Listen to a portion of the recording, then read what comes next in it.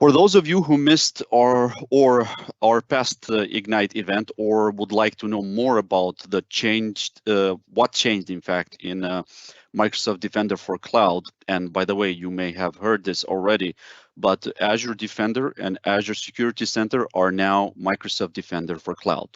And this is exactly why Rebecca Halla and Yuri Diogenes are here with us today to explain what do these changes exactly mean. Both Rebecca and Yuri are principal program managers with our Microsoft Defender for Cloud GTP team. And without further ado, I'll turn it over to them. Rebecca, Yuri, the floor is yours. All right, thanks, Valen. Let me just switch here to share my desktop and we can get this started. All right. So as Valen presented, my name is Yuri Diogenes, PM manager for the CXC Microsoft Defender for Cloud team. And I have here with me my boss, Rebecca Halla. Thank you, Yuri. Hi, I'm Rebecca Halla. I am a PM manager with Microsoft for 11 years, based in New Hampshire. All right, nice. So we have some cool updates from Ignite. So let's get started here. And Rebecca will take over and then I will continue after that.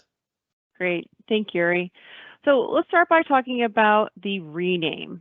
We saw about 15 months ago, we had announced the Azure Security Center and Azure Defender rebrand. And based on feedback that we've been hearing over the last year, we really found that with the Azure Security Center and the Azure Defender, it sent a message that we really only were protecting Azure workloads. We also heard that having two separate product names were a little bit confusing. So to simplify our offering, we created Microsoft Defender for Cloud. Dun, dun, dun. I feel like I should have a big announcement with that. We're really excited about it. This is replacing the Azure Security Center, or ASC, and Azure Defender name. You can see under this umbrella here, right, our Microsoft Defender for Cloud umbrella, we're still giving you the same cloud security posture management capabilities of continuous assessment and security recommendations, of SecureScore. Those are free. Those have not changed. On the cloud workload protection side, or CWP side, we're protecting the same, we're giving the same threat protection for servers, app services, SQL, OS databases, storage, Kubernetes, container registries, and our newer releases with Key Vault, Resource Manager, and DNS. I'd like to say that this Microsoft Defender for Cloud is our proactive approach to improving security posture. We recently had a total economic impact study that was done that found that 219% ROI over 3 years with a payback in less than 6 months for taking the time to improve your security posture. Our security posture, security in general is top of mind, but only 34% of organizations cite that secure configurations and cloud resources are a top priority. So as the new year is approaching, I would encourage folks to, make SecureScore a priority. It helps keep the cloud safe for everyone. And if you take more of a proactive approach versus reactive, then you have less alerts to have to triage. Next slide. Can you advance the slide, Yuri, please? Thank you. All right. So what is Purview? So Purview was another announcement that we had at Ignite. I like to think of Purview as the blissful marriage between data and security. So we are always focused on security, but data is becoming really important, with the advancements of GDPR. Where's your data? What type of data do you own? We came out with Purview, GA'd at the end of September. And while some folks might look at it and say, oh, that's really data governance, the data folks are busy scanning all the assets. For those of you that have used AIP or MIP scanners in the past, That's what they're doing. They're going through all the assets. They're looking for PII information, anything that can sort of categorize and understand what does that data contain, where is it, where is it located. So take this a step further now. Purview meet Microsoft Defender for Cloud. We're leveraging the data governance to take security to the next level. I like to kind of highlight this with a scenario. I have a customer that I work with, and they said, "Hey, Rebecca, we're really struggling. We get so many alerts that come into our SOC, and even though the alert classification in Defender for Cloud is really helpful with the high, medium, low alert, we find that, hey, if we get 20 high alerts that come in, what do we do? How do we prioritize them? What do you do at Microsoft to make sure that you're always prioritizing and looking at the alerts in the order that need to be triaged?" So we talked to Purview about them. We showed them how now if you take the scanned assets that all the data folks have been doing within your company, they are automatically integrated into Defender for Cloud. So when you are looking at that, either it's, credit card information, social security information, depending on what label has been assigned by the data governance side, it gives you that classification. So you could get a high alert, but if you only have 2 highly confidential assets within those 20 alerts, you prioritize those first. So it's just taking another level. It's adding a little bit more information so that when you're in the weeds and you're getting all these alerts coming in, you know how to prioritize, how to focus. So again, it's automatic integration. So if you have the scanned assets from Purview, they're automatically integrated into Defender for Cloud. And as this slide shows you, you can see this data sensitivity label filter option under recommendations, inventory, and alerts. So if you want to filter and say everything, give me everything that's highly confidential, that's there. I like to also add something that I think is really, really interesting, especially in our gov spaces, that leveraging ABAC, you now also, if you have assets that you don't want the rest of your folks in the SOC to be able to see, you can set it so that those really highly confidential alerts that are coming in on your assets can only go to a set number of people. So just another added layer of sensitivity to be able to triage those alerts in the best possible way. All right, that covers Purview. Let's go on to multi-cloud. So multi-cloud. At Microsoft, we're always looking at trends. We're always trying to be ahead and look at what are our top concerns? What are our top security products? How are we covering our customer environment? And we found that 81% of organizations use 2 or more public clouds. So we want to be able to accommodate that because security is everywhere. It's in every single layer, every single piece, which this is obviously why we're always adding things, right? Making sure that we identify the gaps and that it's covered from our threat actors. Last year, if you remember at Ignite, we announced our ability to support multi-cloud environment with the launch of AWS and GCP connectors that were using Azure Arc.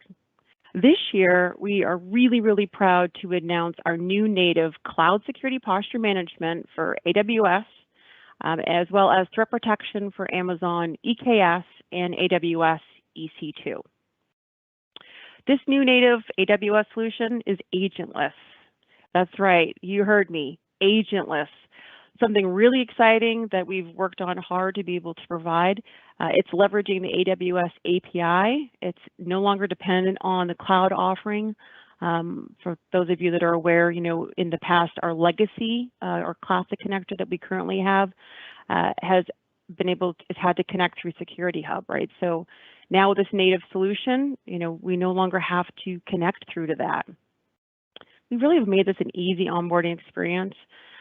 So now you simply just need to connect your AWS master account, which allows you to scale in the future if you add. So just by taking that one step, connecting your AWS API, if you add 100 more subscriptions, it will automatically scale because you've made that initial connection point. On the cloud security posture management side, you have a central dashboard that shows 160 out-of-the-box recommendations across IaaS and PaaS services, as well as 3 regulatory standards that include CIS, PCI, and AWS foundational security best practices. On the screen here, you can see a picture of what the portal looks like. You can now sort on AWS recommendations specifically, as well as create custom recommendations. The AWS protection is covered, just so that I point this out. It is covered by enabling Defender, right? So if you want to cover Kubernetes by enabling the Defender part, the Defender service, and leveraging Azure Arc, you can now onboard EKS as well as the VMs. So that is our exciting multi-cloud announcement. So I encourage everybody to go out and easily connect their AWS clouds and get instant results and be able to improve the security posture and look at where you need to protect from threats. Our next announcement at Ignite is around MITRE. So MITRE ATT&CK framework was created in 2013. It was a curated knowledge base, contained all the 11 tactics, hundreds of techniques that attackers can use to compromise your environment. We've had this integrated on our alert side of the house. It had it available so that for those customers that have faithfully followed MITRE ATT&CK and sort of align themselves, their security, just their overall approach to security to MITRE. Now we've taken this, this framework and reverse engineered it so that where you had vulnerabilities that were sort of bucketed in the MITRE ATT&CK framework, you can now see it on the recommendation side. So within our recommendations, if you have a recommendation, again, it has to be relevant to a piece in MITRE, you now can be able to view the tactics and techniques option. So if you look here on this screen, look at a glimpse of what it looks like in the portal. You see the severity of the alert is high, the freshness interval is 24 hours, and you have tactics and techniques, lateral movement. It also has a couple others that it's pulled in from MITRE that shows you, where it is, where the vulnerabilities are among the kill chain. It includes helpful links so you can reference external the MITRE documents, just to sort of understand why is this a vulnerability, where does it fall within the MITRE ATT&CK framework. You can additionally sort the recommendation using the tactics filter as well. So it just gives you that extra proactive approach on the recommendation side, right? So instead of having the alert now show up for threat protection, it's, hey, how do we prevent that alert from showing up by doing the homework, getting into the recommendation, and making sure that we're taking care of all the vulnerabilities. So that wraps up MITRE. So I'm going to hand the mic over to Yuri that will talk about the other exciting Ignite announcements. Over to you, Yuri. All right, Rebecca, thank you very much. So as you could see, a lot of exciting announcements. Another one that we released was the integration with TVM. And actually this one we released a little bit prior to Ignite in public preview. And at Ignite, the only thing we've done is we flipped the switch to GA. And this is a huge milestone because as we continue to integrate more and more with Microsoft Defender for Endpoint, TVM was a scenario that we were receiving a lot of requests to integrate. We do have already the Qualys integration, which is amazing. So you do have an option to select which vulnerability assessment you are going to install. We are still open for scenarios where you want to bring your own third-party scanner solution, BYOL, sorry, and use the license key for that. The whole advantage here is the fact that you really don't need an additional agent, because if you think about when you are leveraging the Qualys integration, it does install the Qualys agents on top of the log analysis agent that is already installed on the machine. And with the Defender for endpoint, it leverages the sensor that is already in the machine because of the integration, which is native. So that's a very important point to consider when you are thinking about deployment strategies and which one you're going to utilize. The main strategy is still the same. In other words, you have a vulnerability assessment solution should be enabled in your virtual machine recommendation that will flag which machines are missing a VA. And once you select the machines, you can remediate with the quick fix and install and deploy the TVM. The other thing that we also flipped the switch to GA because we've been working on this for a long time is the integration with Linux, MDE integration with Linux, now part of the same Defender for servers. So let's just recap that because it's very important. Is some customers still have some confusion. When you enable Defender for servers, you get the EDR solution, which is called Microsoft Defender for Endpoint, installed on your servers. So not only Windows servers, but also Linux. Prior to this integration to happen, we were not supporting the MDE for Linux. Now we do support, and now it's actually GA. So we actually have this enable for Linux machines button in the integrations dashboard.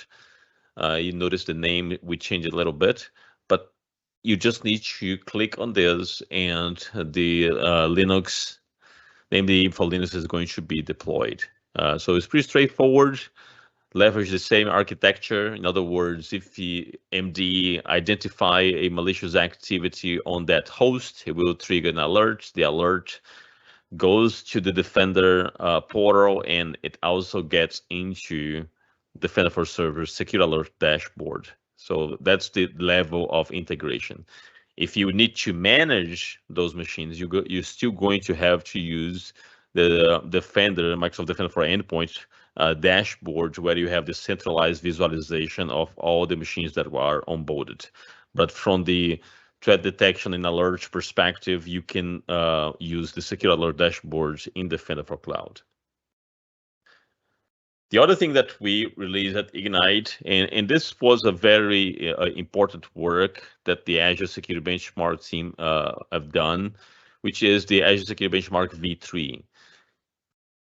As you probably know by now, we've been migrating to ASB as our foundation structure for security recommendations. And that's very important initiative because we understand that the Azure Security Benchmark is an aggregation of Azure-centric technical security controls that expands across different industry standards, such as CIS, PCI, and NIST, as you can see on this diagram, but are related to Azure technical controls. There are things that are non-technical controls that are not covered by the benchmark, but everything that is technical control, we are incorporating and we are giving visibility via recommendations. You can access, when you are accessing a recommendation behind the scenes, what you're doing is you're leveraging Azure Security Benchmark.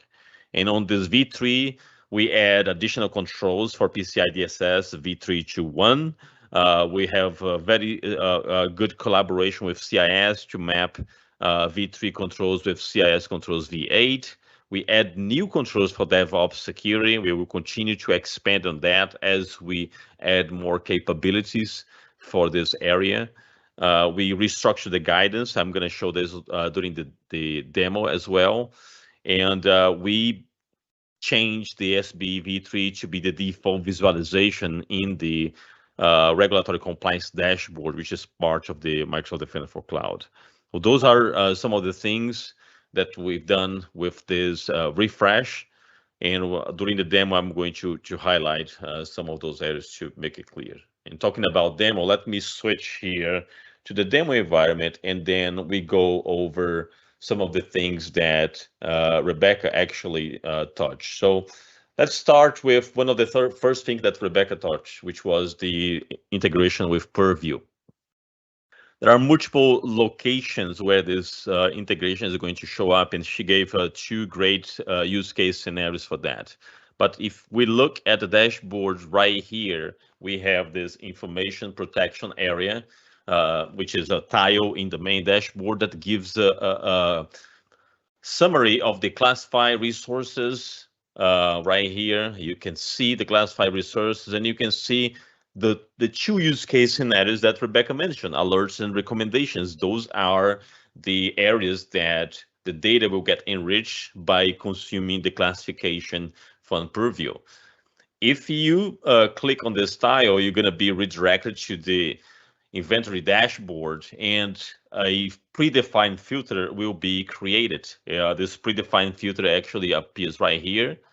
Okay, so everything that is different than unclassified, or such everything that is classified in such a way, will appear in this dashboard. And when we look at, these are the resources that are have one or more classification and are part of this query. Now, the good thing about looking at this from this dashboard is that you can select the resource, and on that resource, you have a comprehensive view of not only the data classification that is in it, right, based on what Purview render and based on the scan and everything, but you also have the scenarios that were mentioned before, recommendations and alerts. So if you have to prioritize something, you can use this information, because it's like, well, in this storage account, I have credit card information. So I'm going to prioritize this storage account because looks like there's a bunch of recommendations that I need to address. And looks like there are also alerts. So not only you have proactive things that you need to do in order to enhance the secure posture of that workload, but you also have reactive things to do, because in this case, an authenticated access to the blob was already done. And again, the information from Purview gets integrated with this dashboard as well, and it show up right here. So this integration really brings some enrichment for alerts and recommendation. This is an example of alert showing all the details about this authenticated access to the blob container, and it's coming from Italy, and it gives me the metadata about the related entities and everything, the network connection, and also gives me the traditional take action. And look, when we talk about secure posture, we are talking about the life cycle. So we are talking about protection, detection, and response. At this moment, you are alternating between the detection, because you already detect something happened, and the response. The response could be an automation that you previously created using a Logic app. And the other important part is, since this is a life cycle, is about continuous improvement, which means that you should never go through an incident without learning something new. And what is the things that you need to learn in this instance is exactly this, how to prevent this from happening again. So you're going to look back with the CSPM team and say, look, this attack took place because there were some recommendations that were open. So that's why it's so important for the CSPM team to be very aligned with the SOC team and learn from those incidents so they can increase and enhance the secure posture of those workloads. And adding this information into it helps to prioritize, helps to have a better visibility about the workloads that are more important, and to ensure that you are addressing what is most important for your environment. Now, since we are in this dashboard and we are talking about recommendations and alerts, it's very important to mention that in the recommendations itself, as Rebecca was talking about, we added a new integration with the MITRE ATT&CK framework. A lot of people were confused in the beginning because traditionally the MITRE is very used by SOC analysts in a reactive manner to understand in which phase of the attack the attacker is in at that moment. Is it the initial phase? Is it the lateral movement? What type of technique of tactics is being used? But we should not only react, we need to also be proactive. And if we are going to be proactive, we need to understand what are the scenarios that are more important to us. Now, keep in mind that in this dashboard, we already give you a top-down approach to show what should be addressed first, because the reality is when you look at the secure score, which is something that you should be definitely using to enhance your secure posture, you have this column here that has the max score for a particular secure control. So you should be using a top-down approach anyway. But we understand that in some scenarios, customers is really concerned about a specific area of the MITRE attack. They want, for example, to avoid anything that could be related to lateral movement. So when I go to tactics here, instead of selecting all, I could select only the lateral movement one, and then it will show me all the recommendations that are related with this static lateral movement. This is a great way for you to also prioritize and see, hey, I have a lot of open recommendations that could be leveraged by threat actors to move laterally once they get access to my environment. And then you start to go shifting to the left to the beginning of the CyberQ chain and say, well, before I talk about lateral movement, let me talk about initial phase, because that's right in the beginning.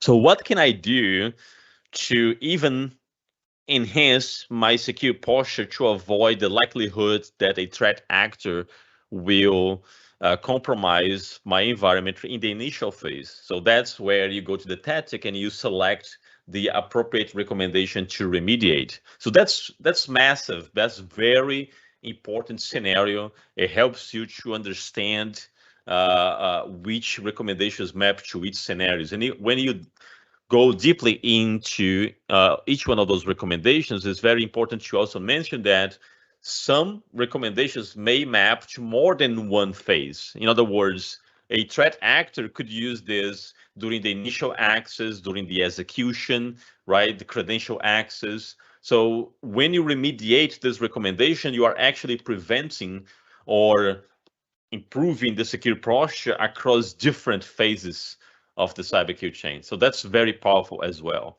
One of the questions that comes up a lot when we talk about this is, okay, can I export this? And the answer is yes. This information is actually available on the Azure Resource Graph. So when you click on the Azure Resource Graph button there, let me go back here real quick because I went too fast, on the Open Query button, and then click Run Query, you will see that it will give you the information right here. And if you scroll to the right here, where is it's right here. It looks like let me expand here a little bit and come back. Yeah, let me minimize this. It's missing here the button. Let's see if I can go manually here. You scroll all the way to the right. There is a details column there. Sorry, for some reason when I share, okay, right here, see details. And when you look to the properties and you go under the metadata, you're gonna see this information into the metadata there. So this is available there, right here, as you can see, techniques, right? So you have the techniques.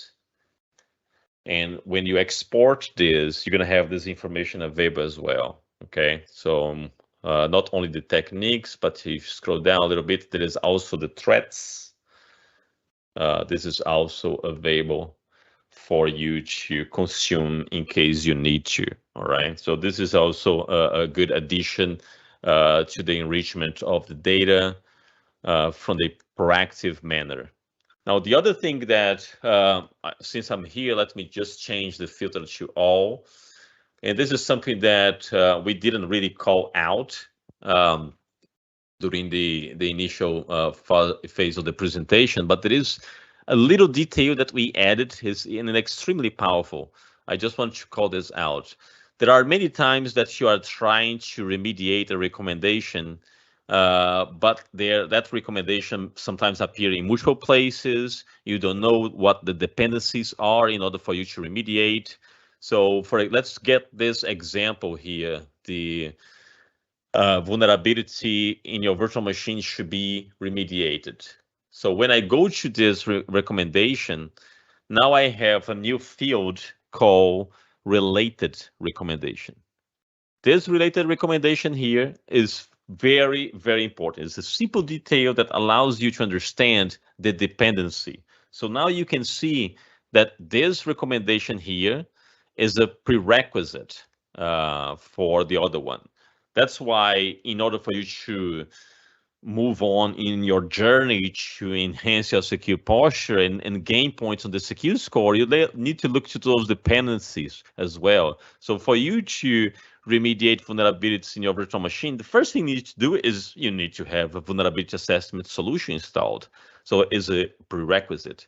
So you will also have this across the recommendations that are applicable. And although this was not a big Ignite announcement per se, I think it's a pretty cool thing that we add on the portfolio. And it was exactly during the Ignite timeline. And I wanted to make sure that I shared with you as well.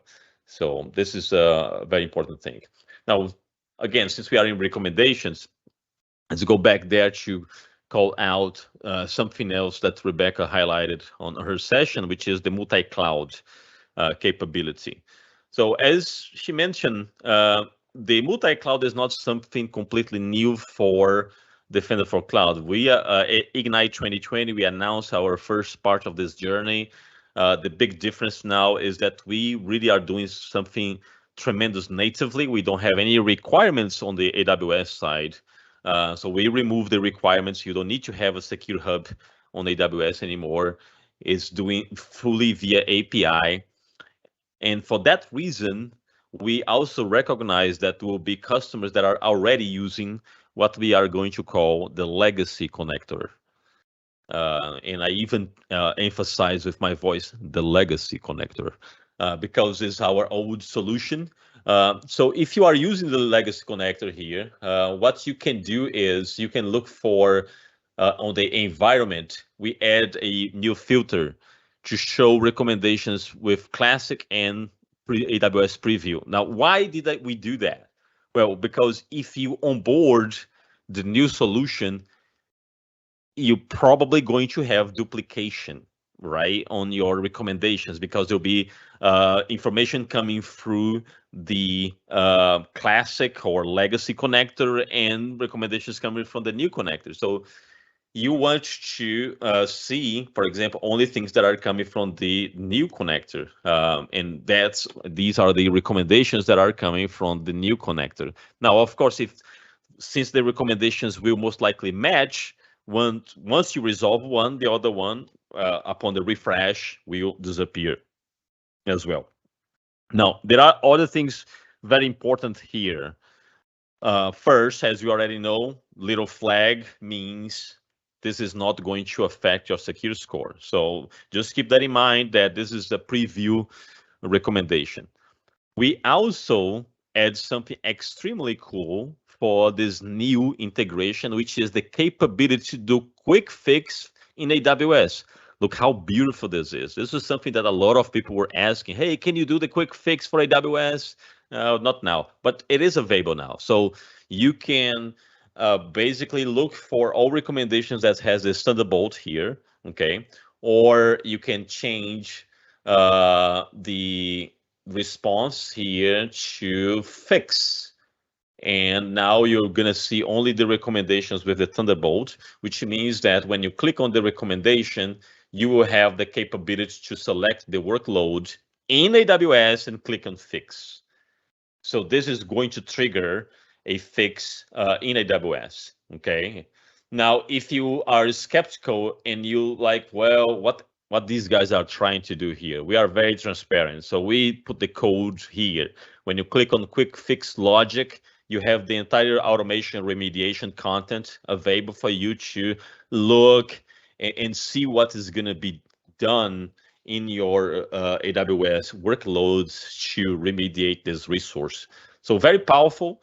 Make sure to utilize that. Of course, the idea for us is always to continue to expand the amount of recommendations with the quick fix, but this is the beginning of the journey. We just want to ensure that you are aware that that's the direction we're going. We want to make sure that from this dashboard, from this centralized dashboard, you can manage the security posture, and not only for Azure, but also in AWS, and not only to the visualization perspective, but from the remediation as well.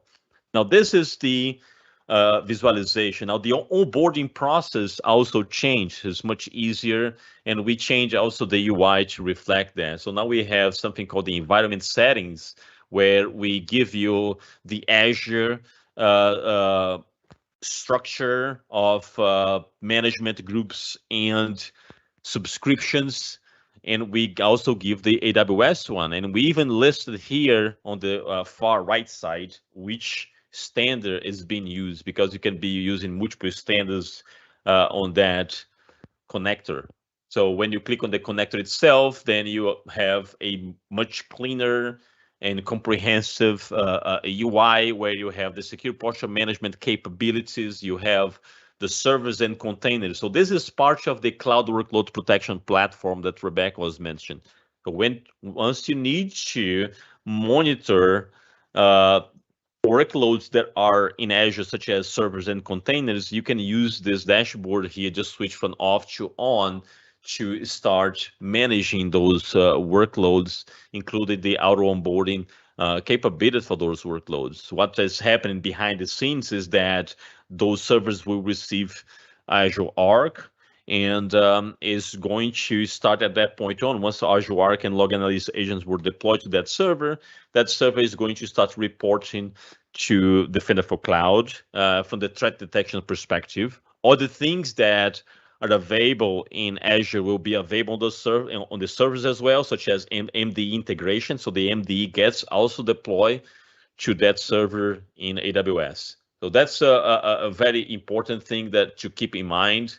Okay, we have also here the different standards that you can leverage. You can assign new standards. I don't have privilege to do that on the subscription, but if I had, I could add new standards to perform the assessment. In this case, we are doing the assessment using AWS CIS. Now, the best news ever, which is something that a lot of customers were asking as well, is, okay, can I create my own assessment for AWS? Because as you know, you can do that for Azure using custom policy.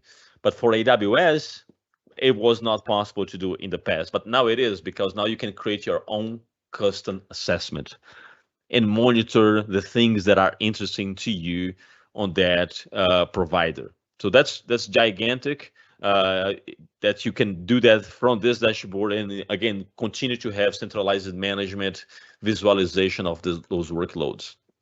Well, that's one great addition. There is a whole interview that I had with Or, which is the feature PM for this capability on the Defender for Cloud in the field. So I will ask the team to share this interview on the chat. This interview is on the aka.ms/MDFC in the field, which is the new AKA for the show. So make sure to watch this 30 minutes deep conversation about this, or shows everything from creating a custom assessment to the onboarding experience. So make sure to take a look on that as well. The other thing that we touched briefly during this presentation was the capability to enable the integration with the MDE. And this capability is under the integration here, as I was showing on the screenshot. So now you also have the MDE available here, the integration, and an entire option just for Linux. It's pretty straightforward. Once you do that, things will start to flow. Okay, so just make sure that you are leveraging this capability. The TVM capability is actually part of the vulnerability assessment, right? So it's part of the recommendation. So when we say a vulnerability assessment solution should be on your virtual machine, that's where you have the option to select TVM. I mean, in this subscription, I don't have the fix option available.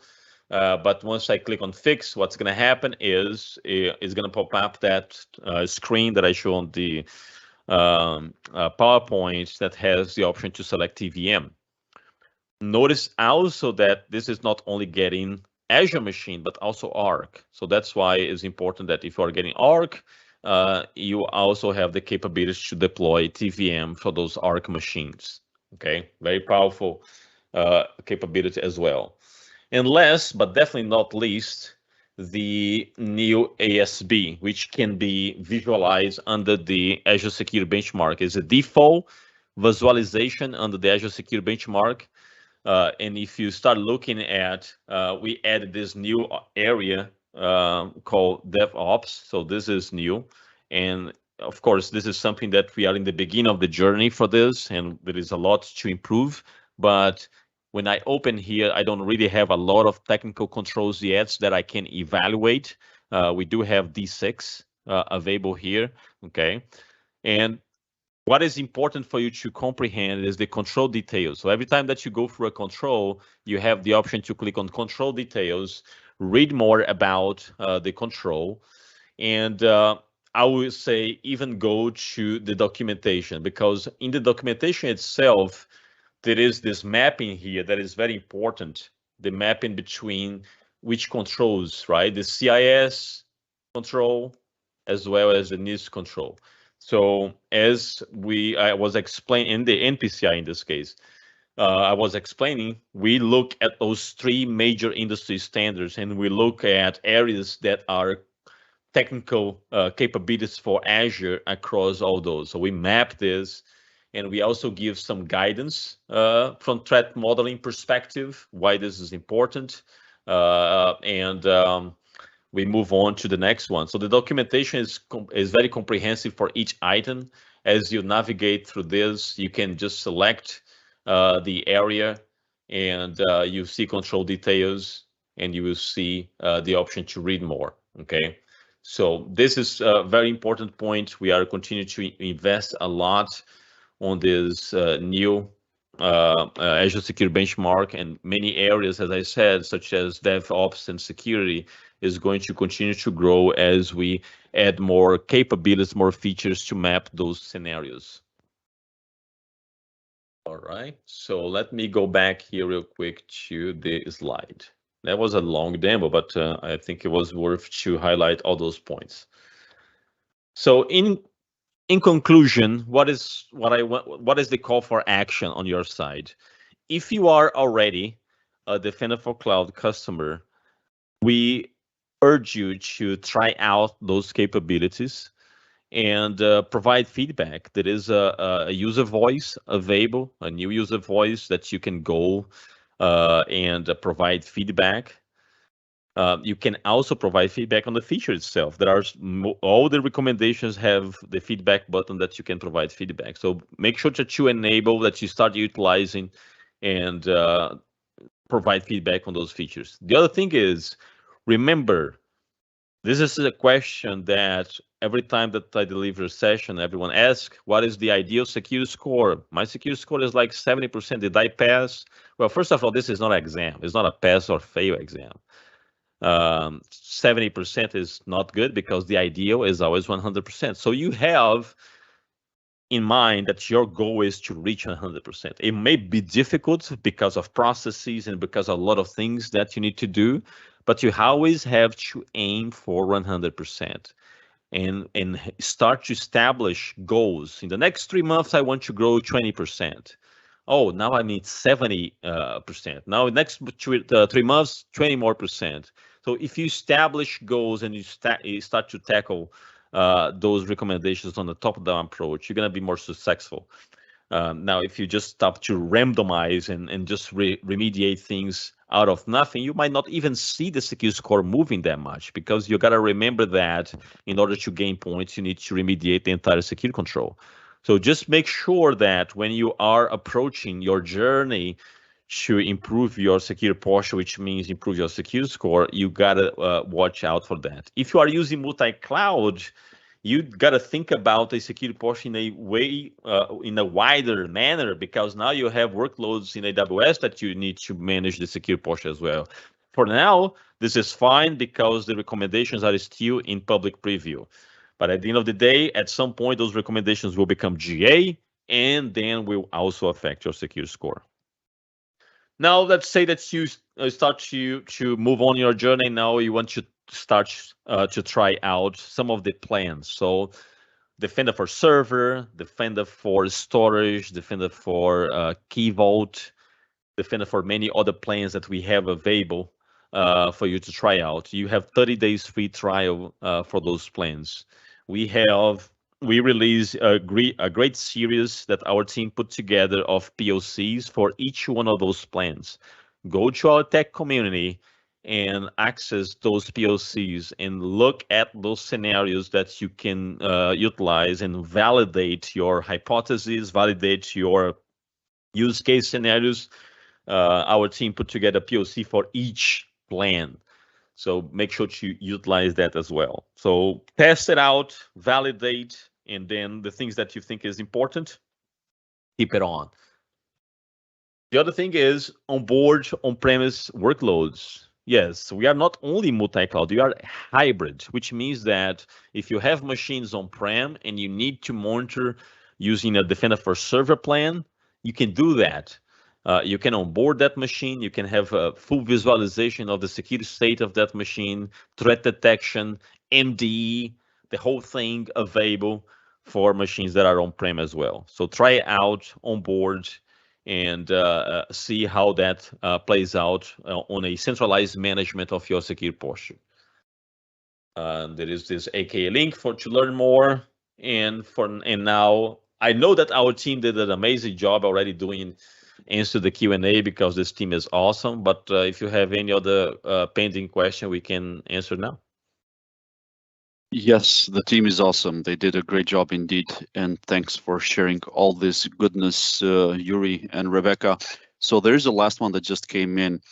Are we indicating that Defender for Endpoint is now capable of doing the vulnerability scanning that we have traditionally used Qualys for?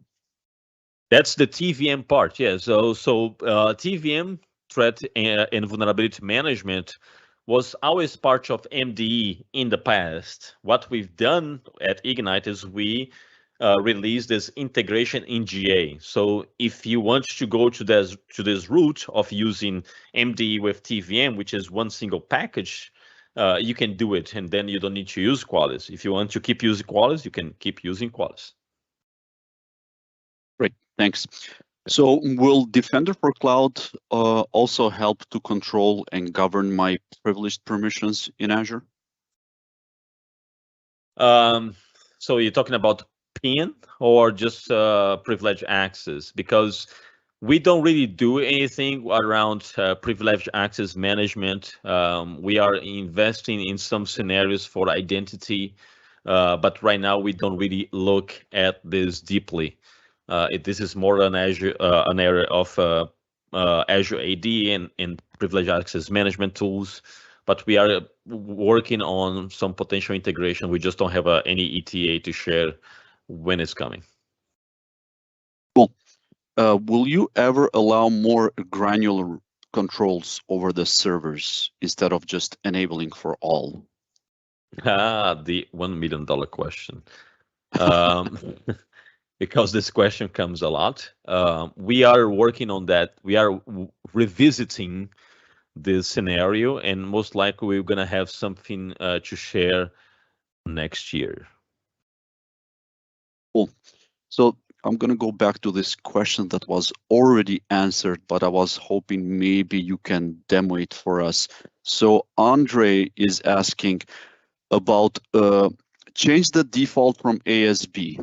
I don't see this from the links provided. The regulatory compliance blade just is showing what is enabled and the order we cannot change. So Tom already provided some a reply by saying that you can go to add remove initiatives at environment settings, management group and subscriptions under the security policy.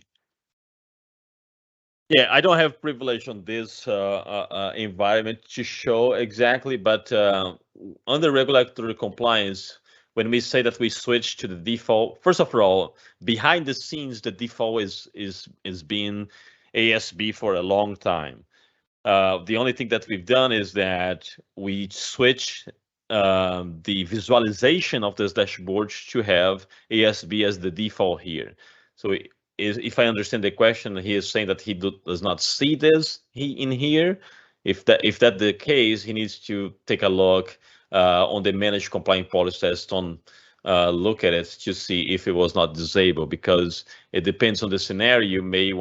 Some people may disable that, right? We do not recommend you to disable the ASB, the default one, because we are always enhancing that policy. We are always adding new items, and very important also to mention that even on the documentation, I want you to be aware that we don't do things without letting you know. So we have this page called Important Upcoming Changes that you should add on your favorites to ensure that you know what is coming.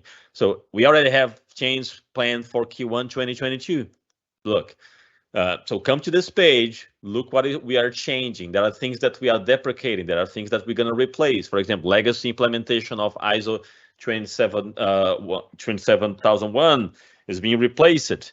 So just be aware of what is changing, so that when it's coming, you're like, oh, I didn't see this coming. But we are doing a good job here to tell you in advance what is coming. And every month we add the things that are on the What's News page. So you can track it down here. Even the small little changes we document here under the What's News. So those two pages should be on your favorites. And the What's News is actually on the dashboard, because this is What's News here. It goes to that page. So if you forget the link, this is the What's News here. Okay. Great, thank you, Yuri. Appreciate it. Yeah. So I think this is it. Andre replied back, and I see Stan taking care of that. He just had an additional questions, and we're almost running out of time here. So I would like to wrap this up.